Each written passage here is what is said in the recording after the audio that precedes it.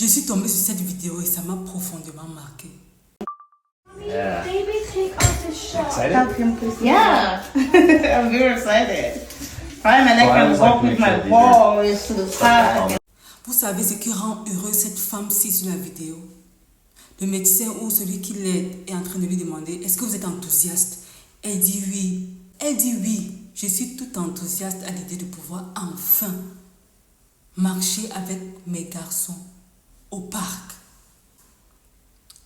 C'est là qu'on se rend compte en fait que ce qui semble normal pour toi n'est pas forcément normal pour certaines personnes. Cette femme est heureuse parce qu'elle peut enfin se déplacer à l'aide d'un appareil. Mais toi, tu as tes 2 pieds et tu es malheureux. Pouvoir te tenir debout sur tes 2 pieds est une grâce. Pouvoir manger et que ta bouche puisse mâcher, que ton système digestif puisse recevoir est une grâce. Il y a des gens, on doit connecter des câbles à leur ventre pour leur donner à manger parce qu'ils ne peuvent pas faire ça normalement. Tout est grâce. Pouvoir même parler et qu'on t'entende, c'est une grâce. Il y a des gens qui n'arrivent pas à le faire. Il y a des gens que tellement leur voix est bizarre. Je connais quelqu'un qui a un problème de gorge depuis des années. Sa voix ne sort pas bien. Pouvoir parler à haute intelligible voix, c'est une grâce. On peut aller encore et encore et encore. Et donc, ça nous rappelle encore combien la vie en elle-même est une grâce. Il faut être reconnaissant envers Dieu.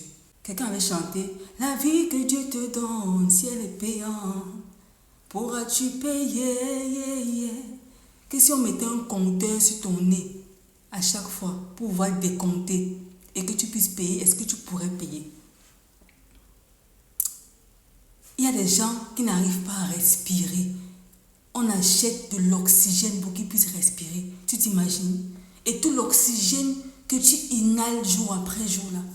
Mais juste pour un simple problème comme ça, tu t'es préoccupé, dis comment, oh Dieu, tu m'as oublié, oh Dieu, tu m'as laissé, oh Dieu. Revenons à la reconnaissance pour les choses qui semblent être simples. Un pasteur disait, it's not normal for things to be normal. Ce n'est pas normal que les choses soient normales en fait. C'est parce que Dieu veille. C'est pas la grâce de Dieu. C'est pas la grâce de Dieu.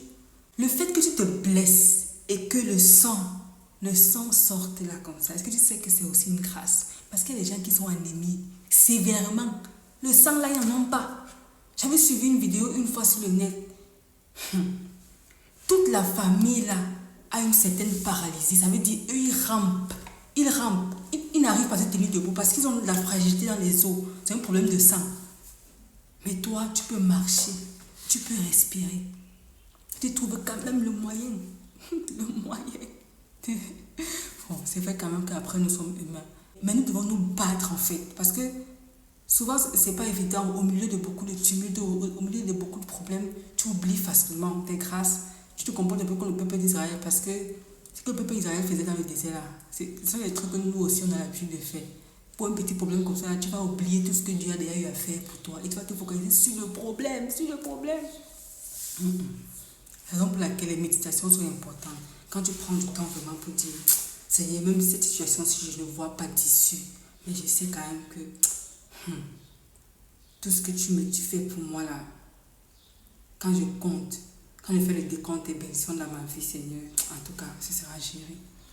Est-ce que tu vois? Et même si ce n'est pas géré, je sais que tu m'aimes et ça me suffit, tout simplement.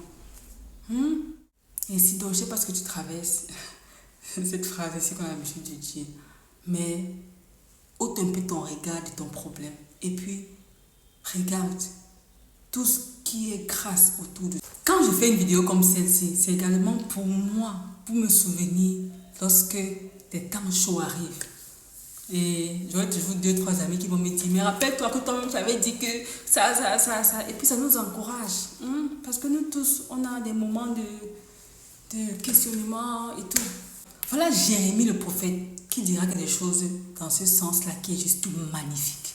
Il dit, quand je pense à ma misère, à l'absinthe, au poison, mon âme est abattue au-dedans de moi.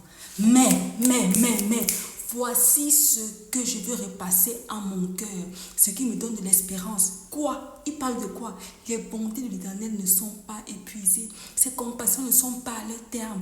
Elles se renouvellent chaque matin. Voilà ce que lui, il décide de repasser en son cœur. Parce que c'est vrai qu'il traverse des moments difficiles, mais il sait. He knows like he knows his name. Il connaît comme il connaît son nom. Que le Seigneur, si, c'est pas un lâcheur.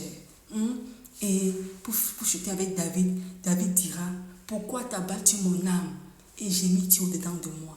Espère en Dieu, car je le louerai encore. Il est mon salut et mon Dieu. Vous voyez que nous faisons tous face aux mêmes difficultés. Mais c'est à toi de prendre cette résolution, d'être consciemment, en fait, d'être intentionnel dans le fait de te dire que je ne laisse pas l'inquiétude m'envahir. Je compte sur l'Éternel et tu restes dessus. Tu t'encourages à travers les témoignages des autres, de la bonne musique. C'est comme ça qu'on fait, c'est comme ça qu'on gère cette vie chrétienne. Sinon, vous pensez que depuis nous, les 15 ans, les 16 ans, 18 ans qu'on est là-dedans, on fait comment? Le Seigneur est merveilleux. Prenez soin de vous, bon dimanche.